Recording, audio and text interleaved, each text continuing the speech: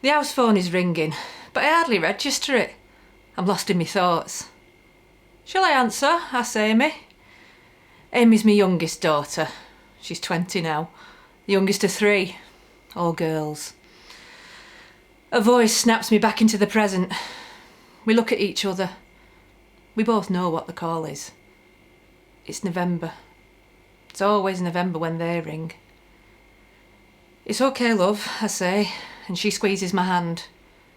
I pick up the phone. Judith Manning speaking, I say.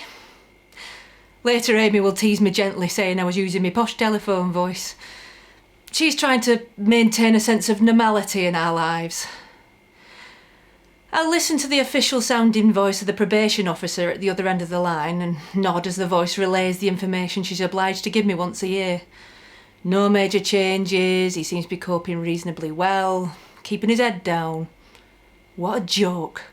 Why should I give a damn how he is coping? Who asks me how I'm coping? The call is brief. I sigh with relief when it's over. Another year gone. Another year since we lost Leanne. And another year gone of the 15 years scumbag will serve for murdering my daughter.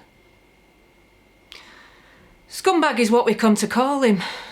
It probably seems quite a tame word considering what he did to our family.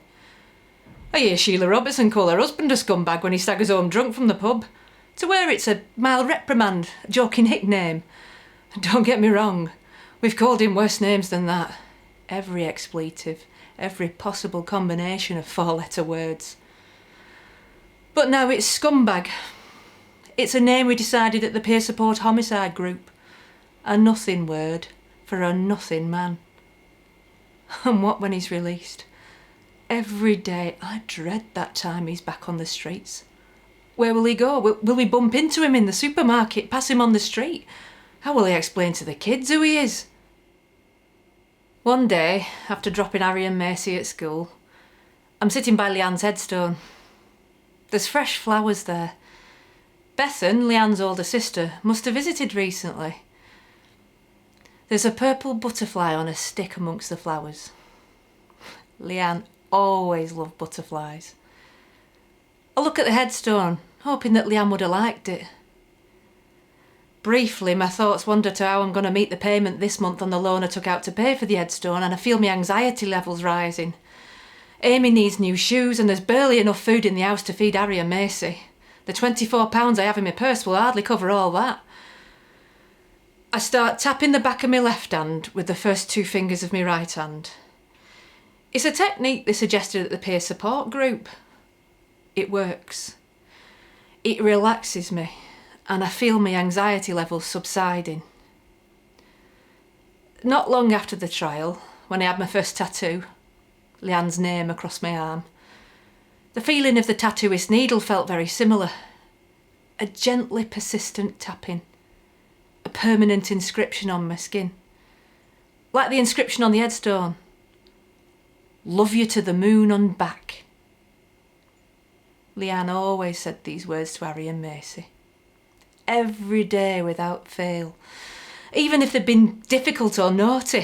Harry sulking because he'd been made to eat his peas, or Macy drawing on the settee with a red crayon. Leanne would always tell them, love you to the moon and back. Those kids were her world. And now I use those same words every day myself. When I drop Harry and Macy at school, or just before bedtime, or after I've had to answer a difficult question about what happened to their mum. Since the trial, and then the court case, I've had residency of the children. I was advised to get a residency order. I took the children's father to court. All my savings went on legal fees, but that was what I was told I should do. I later found out, had I gone through a different process, I could have fostered Harry and Macy. That would have made a huge difference. Had I done this, I would have received clothing allowance, funding from the government. Not just financial help, but help with the emotional side of things and information support. Maybe, just maybe, enough money to take the children on holiday, put smiles on their faces. Because children need to make memories, to be able to look back on happy times. I feel sometimes that I've let the children down. I can't give them holidays or trips to the beach. I'm essentially a single grandparent relying on benefits whose few savings have long since disappeared on legal fees. I feel let down, just like Leanne did.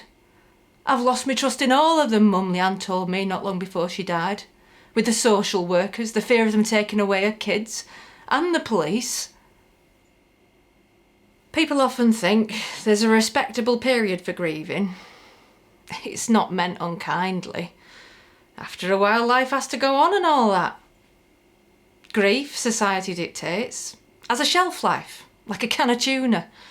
A few months, maybe up to a year if the grief is the result of something more sudden, less expected. A road traffic accident, perhaps. Or a murder.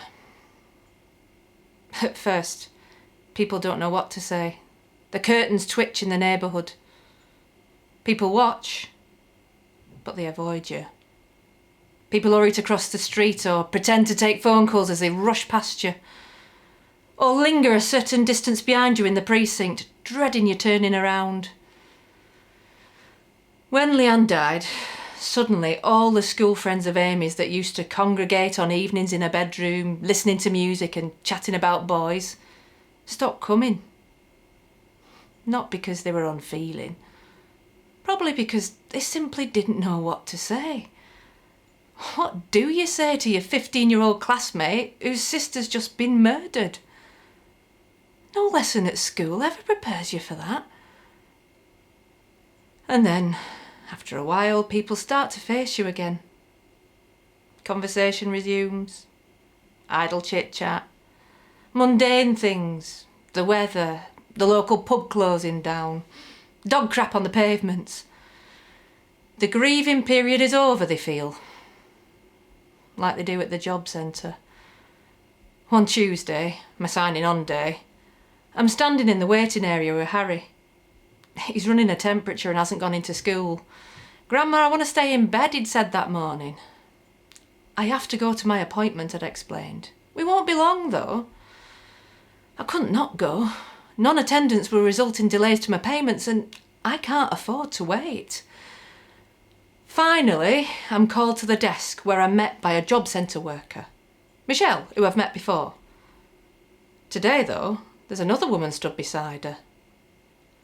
Unsmiling, this woman introduces herself as some sort of manager and immediately launches into a series of questions. It feels like an interrogation. Even Michelle behind the counter looks embarrassed. I feel her words hit me like, "We're sorry for your loss.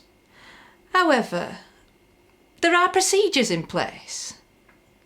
You must take work." The anger is mounting inside me. What is this woman actually seeing in front of her? A person? A scrounger? A statistic that needs amending, showing the door, one less claimant to be bothered with. What she certainly doesn't see is my anxiety, because I refuse to let her see it. The anxiety that started the day the policeman came to the door on that cold November day. The anxiety that leads to mistrust. I hesitate every time Harry or Macy has to play outside the house. I couldn't even think about leaving them with a childminder if I had to work. The panic attacks. How it drains me, mentally, physically and emotionally, just to be here in this room filled with all these people. Does she wonder about how I sleep at night? The thoughts that keep me awake, the what-ifs, of course. But the worries about the future, money, the pressure to put smiles on the faces of the kids. The sleeping tablets, the pills for depression, the high blood pressure and the medication. The side effects. And this woman is firing questions and procedures at me in front of at least 100 other people. And Harry, my grandson. "I am leaving now," I say quietly. "But tomorrow I shall be back. and I will be back to speak to someone in a higher position of authority than you. In private, not in front of 100 strangers. And I will expect an apology. The next day I return and am ushered into an office by a manager. There's much more empathy today. Amongst other things, I'm told that I am probably eligible for ESA. ESA, I say? Employment Support Allowance. Apparently, to reflect my mental and emotional well-being. Why am I only just being told this, I say? And it's still not straightforward.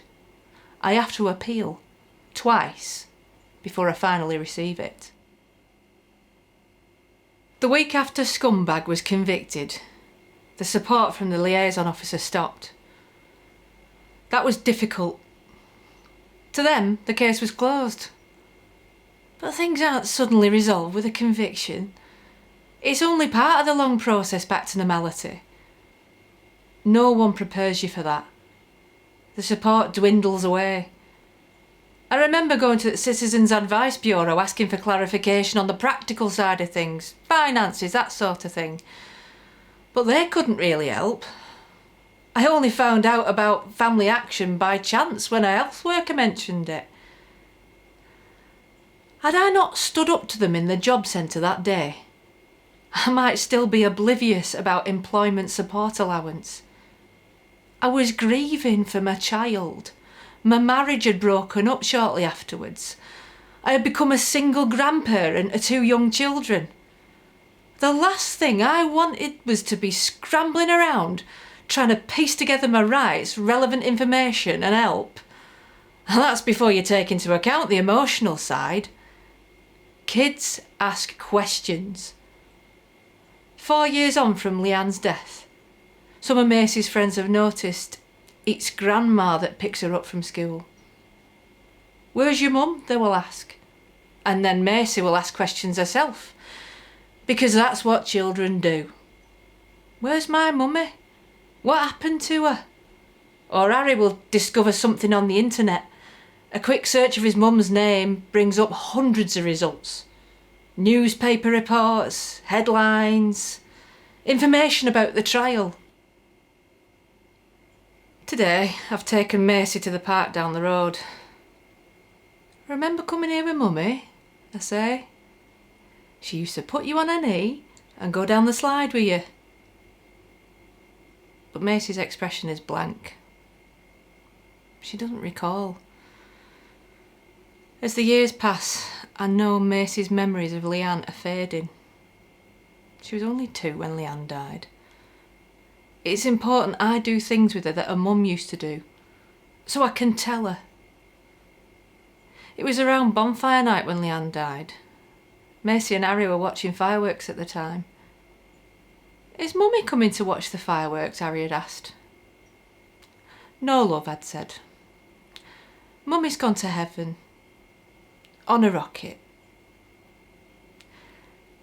Leanne used to say to me, usually after some fight she'd had with Scumbag, you know, Mum, all I want is to love and be loved.